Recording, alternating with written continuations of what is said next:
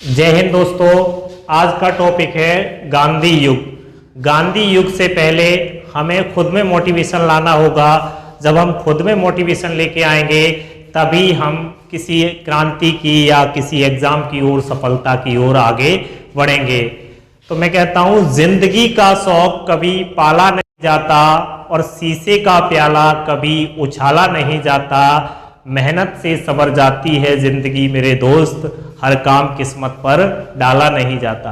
अगर आपने सोच रखा है कि आपकी किस्मत में ये है नहीं, ये लिखा नहीं है, तो आपको कुछ नहीं मिलने वाला। जितना आपकी किस्मत में लिखा है वही आपको मिलने वाला है। अगर आपने उन लोगों से ये बोल दिया जो कहते हैं कि किस्मत में मेरी में ये नहीं है, आपकी किस्मत में वो नहीं है, तो ये बहानेबाजी आप छोड़ दीजिए। आपको सिर्फ उन लोगों से एक बात कह देनी है, तुम तो बैठे रहो किस्मत के भरोसे, तुम तो बैठे रहो किस्मत के भरोसे, यहाँ तो दिन रात मेहनत चल रही है। अरे हार कैसे मान जाऊं, अरे हार कैसे मान जाऊं, जीत का इंतजार तो मेरी माँ कर रही है। चलो हम आगे अपने टॉपिक की तरफ चलते हैं। गांधी युग। गांधी युग, महात्मा गांधी का जन्म 2 अक्टूबर 1869 को पोरबंदर गुजरात में हुआ। इनके पिता का नाम करमचंद गांधी, माता का नाम पुतलीबाई तथा पत्नी का नाम कस्तूरबा गांधी था। इनकी 14 वर्ष की अवस्था में महात्मा गांधी की 1883 में शादी कर दी गई थी और इन्हीं के पत्नी के नाम पर कांग्रेस सरकार ने 2004 में कस्तूरबा बालिका आवासीय विद्यालय की स्थापना की थी। इनके 4 पुत्र थे, हरिलाल, मनीलाल, रामदास, देवदास। इनके 5वें दत्तक पुत्र जमनालाल बजाज को माना जाता है। महात्मा गांधी 1888 में वकालत की पढ़ाई करने के लिए साउथ अफ्रीका चले गए। जब महात्मा गांधी वकालत की डिग्री धारण करने के लिए साउथ अफ्रीका 1888 में चले जाते हैं और 1891 में इन्होंने साउथ अफ्रीका से वकालत की डिग्री धारण करने के बाद ये वापस भारत चले आए। भारत इन्होंने अपनी वकालत आरंभ कर दी और वकालत आरंभ करने के बाद एक भारत का व्यापारी था दादा अब्दुल्ला। दादा अब्दुल्ला का जो व्यापार था वो गुजरात से लेके साउथ अफ्रीका तक चल रहा था। साउथ अफ्रीका के इसके व्यापार में कुछ दिक्कत आ गई और इसका एक केस हो गया। उस केस को लेकर महात्मा गांधी उस केस को लड़ने के लिए साउथ अफ्रीका चले गए। जब साउथ अफ्रीका महात्मा गांधी चले गए और दादा अब्दुल्ला का केस भी जीत लिया इन्होंने, महात्मा गांधी ने, और 1894 में वहीं पर महात्मा गांधी ने नेतौल कांग्रेस की स्थापना कर दी। जब नेतौल कांग्रेस की महात्मा गांधी ने स्थापना कर दी तो नेताल के ही कुछ दूर पर ही एक डबरन के समीप एक स्टेशन है, पीटर मार्टिन वर्ग स्टेशन, जहां पर महात्मा गांधी को ट्रेन में जा रहे थे तो महात्मा गांधी को अंग्रेजों ने उन्हें खदेड़कर बाहर निकाल दिया था। क्यों निकाल दिया था? वहां पर महात्मा गांधी ने जो उस ट्रेन में फर्स्ट क्लास की टिकट ली थी और फर्स्ट क्लास की टिकट जब ली थी तो उसमें चढ़ गए थे और उसमें लिखा था कि Indians and dogs not allow, मतलब भारतीय और कुत्ते इस डिब्बे में अलाउ नहीं है। तो महात्मा गांधी ने इसकी वजह से साउथ अफ्रीका में केस कर दिया और केस करने के बाद महात्मा गांधी ने वहां पर वो केस जीत गए और केस जीतने के बाद रेलवे विभाग ने तो महात्मा गांधी से माफी मांगी ही मांगी, लेकिन परंतु उसके साथ साथ साउथ अफ्रीका सरकार को भी महात्मा गांधी से माफी मांगनी पड़ी। जब महात्मा गांधी ने ये सारे काम साउथ अफ्रीका में किए तो भारतवासियों में बड़ा उत्साह हुआ कि एक व्यक्ति भारत का ऐसा भी महान व्यक्ति है जो मतलब साउथ अफ्रीका के रेलवे विभाग तो उसने झुकाया ही झुकाया, लेकिन उसके साथ साथ साउथ अफ्रीका की सरकार को भी झुका दिया। 1901 में महात्मा गांधी भारत से फिर साउथ अफ्रीका चले जाते हैं और साउथ अफ्रीका में महात्मा गांधी की मुलाकात 1902 में उनके गुरु गोपाल कृष्ण गोखले से होती है। जब महात्मा गांधी के राजनीतिक गुरु के बारे में चर्चा की जाती है तो पूछा जाता है कि महात्मा गांधी के राजनीतिक गुरु कौन थे, तो गोपाल कृष्ण गोखले थे। 1903 में महात्मा गांधी ने जोहान्सबर्ग शहर में वकालत का दफ्तर खोल लिया और वहीं पर वकालत आरंभ कर दी।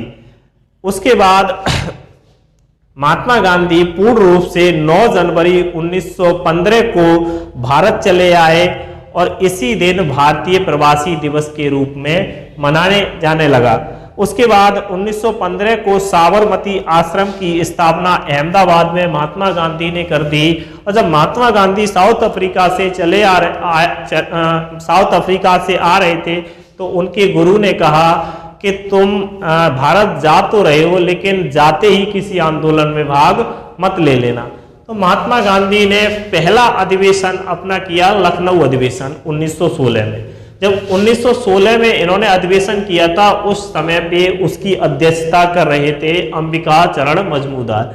यहीं पर महात्मा गांधी की मुलाकात होती है राजकुमार शुक्ल से। राजकुमार शुक्ल ने महात्मा गांधी को नील की खेती के बारे में बताया कि जो चंपारण के किसान हैं वहां पर नील की खेती उनसे जबरन कराई जाती है और इससे किसान बड़े आहत या परेशान हैं। उसके बाद महात्मा गांधी ने चंपारण सत्याग्रह किया और सत्याग्रह में मतलब महात्मा गांधी ने उस नील की खेती पर प्रतिबंध लगवा दिया और यही महात्मा गांधी का भारत में सर्वप्रथम आंदोलन रहा। क्वेश्चन आपसे पूछता है कि महात्मा गांधी का जो सबसे पहला सत्याग्रह था भारत में वो कौन सा था? चंपारण सत्याग्रह। उसके बाद महात्मा गांधी ने 1918 में अहमदाबाद मिल मजदूर आंदोलन किया।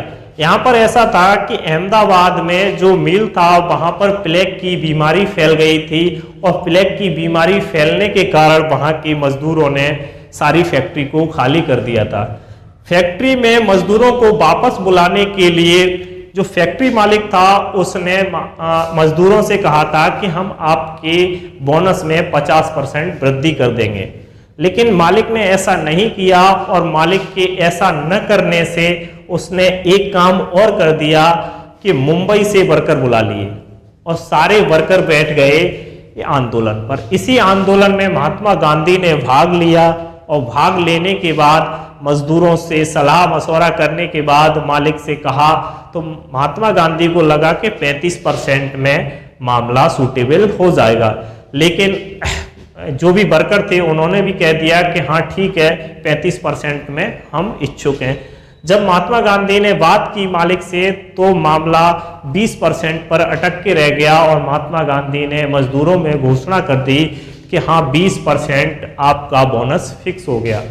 तो ऐसा लगा वर्करों को कि महात्मा गांधी ने 15% बोनस हमारा हड़प लिया और हड़पने के बाद महात्मा गांधी का विरोध मजदूर करने लगे।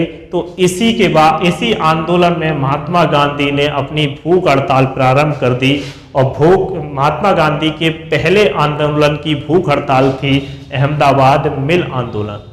इस आंदोलन में जब भूख हड़ताल की तो मालिक ने 35% बोनस की घोषणा कर दी, लेकिन महात्मा गांधी इस पर अड़े रहे और महात्मा गांधी ने कहा कि बोनस फिक्स से हमें कोई मतलब नहीं है, हमें 35% सैलरी में वृद्धि चाहिए।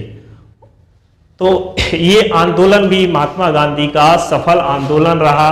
उसके बाद अगले आंदोलन में भाग लिया खेड़ा आंदोलन। खेड़ा में ऐसा था कि खेड़ा में जो आंदोलन हुआ था किसानों का, किसान को कि अगर 50% फसल खराब हो जा रही है तो उसे कोई भी टैक्स नहीं देना था। अब यहाँ पर क्या हुआ था, यहाँ पर 75% फसल पूरी तरह से खराब हो चुकी थी और अंग्रेजों ने क्या किया था, टैक्स में 23% वृद्धि कर दी। अब जब 23% वृद्धि कर दी, यहाँ के किसान बहुत परेशान थे, तो महात्मा गांधी वहां पहुंचे तो महात्मा गांधी से बातचीत हुई। उसके बाद महात्मा गांधी ने उस आंदोलन में भाग लिया कि जिसकी जो फसल खराब हुई है उसे कोई भी टैक्स नहीं देना है और जिसकी फसल खराब नहीं हुई है उसे तो टैक्स देना ही देना है और जिसकी फसल खराब हो गई उसे कोई टैक्स नहीं देना है। तो अगला आया था उसके बाद रोलेक्ट एक्ट। रोलेक्ट एक्ट था 1919 में। ये एक काला कानून था, न अपील न दलील न वकील का कानून था। ये सिडनी रोलेक्ट के नाम पर पड़ा था। इसके विरोध में पंजाब के नेता सत्यपाल और सैफुद्दीन किचलू की गिरफ्तारी कर ली गई। जब गिरफ्तारी कर ली गई तो इसमें नारा दिया गया, कर मत दो का नारा श्रद्धानंद ने इसका नारा दिया। अब इसी के विरोध में सभी लोग जलियांवाला बाग अमृतसर में इकट्ठे हुए और बड़े शांतिपूर्वक से आंदोलन चल रहा था। तभी क्या हुआ, ये खबर पंजाब का जो गवर्नर था ओ डायर को पता चल गई। अब जब ओ डायर को यह खबर पता चल गई तो ओ डायर ने लेफ्टिनेंट आर डायर को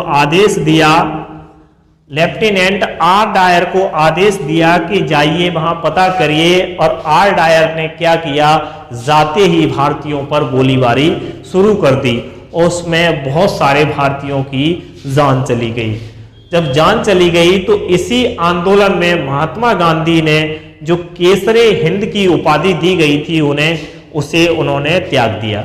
और इसी आंदोलन में रविंद्रनाथ टैगोर को जो अंग्रेजों द्वारा सर की उपाधि दी गई उसे भी रविंद्रनाथ टैगोर ने वापस कर दी।